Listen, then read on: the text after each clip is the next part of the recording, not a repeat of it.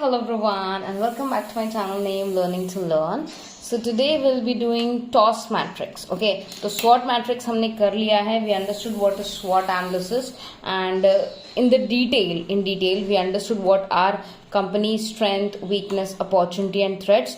Whereas strength and opportunities are the plus points, weakness and threat are the negative points. Strength and weakness are internal to any organization, whereas opportunity and threats are external to any organization. Now, moving towards today's topic, we would be discussing about TOS matrix. So सबसे पहले मैं आपको TOS matrix को introduce करवा देती हूँ और उसके बाद हम ये देखते हैं कि TOS matrix में क्या क्या चीजें होंगी, और इस लेक्चर के बाद जो नेक्स्ट लेक्चर में अपलोड करूंगी वहां पर हम लोग ये भी देखेंगे that what is the exact difference between स्वॉट एनालिसिस और टॉस एनालिसिस.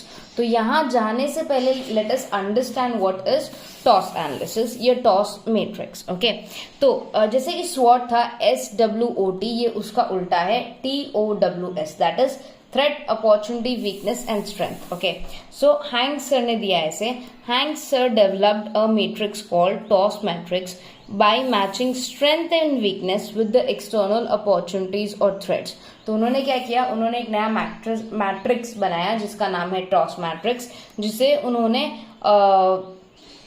स्ट्रेंथ और वीकनेस को मैच करते हुए अपॉर्चुनिटी और थ्रेट के साथ मिलके बनाया. ठीक है.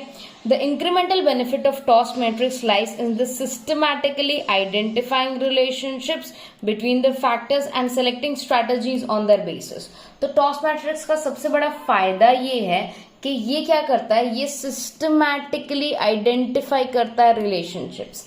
कैसे relationship between strength and opportunity, strength and threat, weakness and opportunity, weakness and threat. तो जो इंटरनल और एक्सटर्नल एनवायरनमेंट या इंटरनल रिसोर्सेज और एक्सटर्नल एनवायरनमेंट के बीच जो रिलेशनशिप है उसको सिस्टमैटिकली आइडेंटिफाई करने का काम है टॉस मैट्रिक्स का.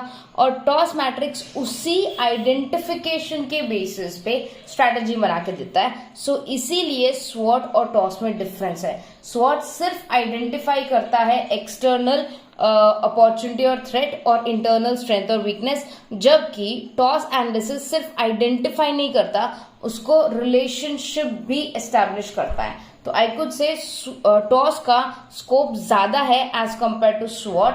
मैं वापस एक बार रिपीट कर देती हूँ आप लोगों के लिए. स्वॉट helps us to identify strength, weakness, opportunity, threat. TOWS helps us not only to identify but also connect relationships between internal and external environment. तो इसीलिए टॉस एनालिसिस का स्कोप ज्यादा है और स्वॉट एनालिसिस का स्कोप कम है. आई होप आपको ये समझ में आया होगा. अब आपको इंक्रीमेंटल बेनिफिट बता दिया, right. Toss matrix is relatively simple tool for generating strategic options. बहुत सारे स्ट्रैटेजिक ऑप्शंस को जनरेट करने के लिए एक बहुत अच्छा टूल है toss. Okay, now this is the relationship.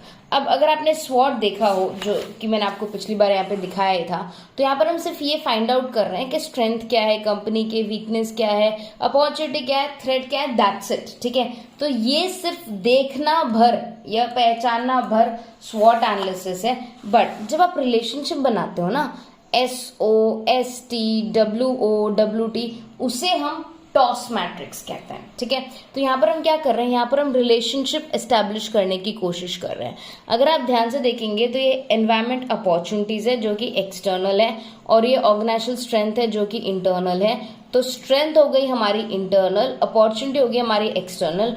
तो SO is the max. Okay, what is max? यहाँ पर दोनों का बेनिफिट्स मुझे सबसे ज्यादा मिल रहा है. वेयर एज अगर मैं बात करूं एनवायरमेंट थ्रेट की और ऑर्गेनाइजेशनल स्ट्रेंथ की, तो स्ट्रेंथ तो मुझे मिल रहा है बट स्ट्रेंथ के साथ थ्रेट है, so it is max and mini.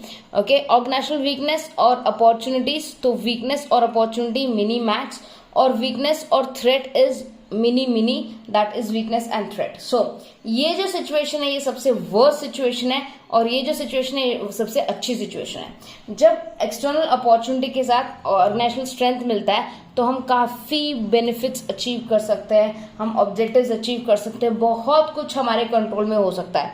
But अगर हम ऐसी सिचुएशन को बिलोंग करते हैं जहाँ पे एनवायरमेंटल थ्रेट हो और ऑर्गेनाइजेशन की वीकनेस हो, तब हमारी सिचुएशन बहुत ही खराब होती है, तब हम लॉसेस जनरेट कर सकते हैं, हम बिजनेस को खत्म कर सकते हैं। There can be many problems ahead of us, right.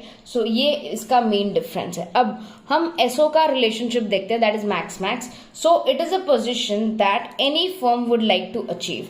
तो ये कौन सी पोजीशन है? ये एक ऐसी पोजीशन है जो कोई भी ऑर्गेनाइजेशन अचीव ही करना चाहेगा, क्योंकि यहाँ पे आपके पास स्ट्रेंथ भी है, इंटरनल और एक्सटर्नल अपॉर्चुनिटीज भी है।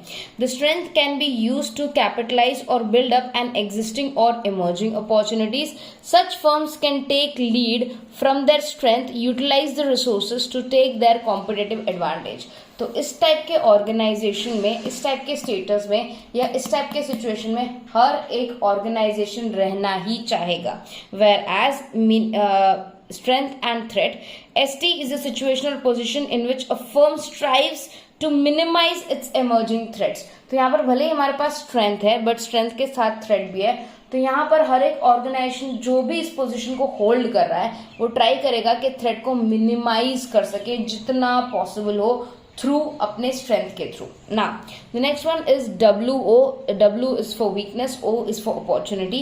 So the strategy developed need to overcome organizational weakness if existing or emerging opportunities are to be exploited to the maximum. अगर आपको एक्सटर्नल अपॉर्चुनिटीज का बेनिफिट उठाना है तो आपको ये वीकनेस दूर करनी ही पड़ेगी।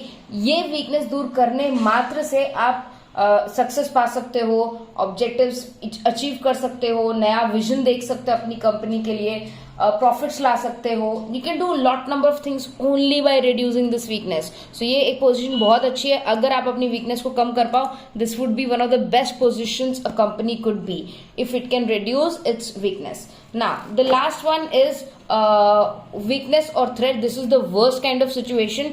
Weakness and threat is the position a firm tries to avoid at all cost. Her cost पे क्या करेगा? Avoid करने की कोशिश करेगा.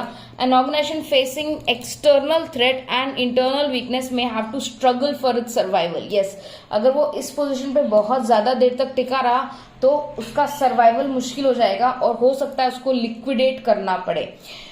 WT strategy is a strategy which pursues to minimize and overcome weakness and as far as possible cope up with existing threat.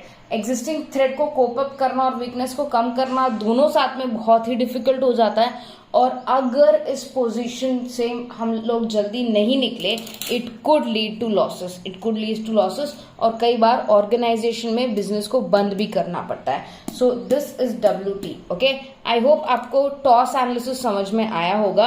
अब next class में जब हम मिलेंगे तब हम देखेंगे द डिफरेंस बिटवीन स्वॉट एनालिसिस और टॉस एनालिसिस। ओके, सो आज हमने देखा टॉस एनालिसिस क्या होता है and how are we going to make a diagram for TOWS analysis. इस तरह का एक डायग्राम है तो प्लीज बता दीजिएगा।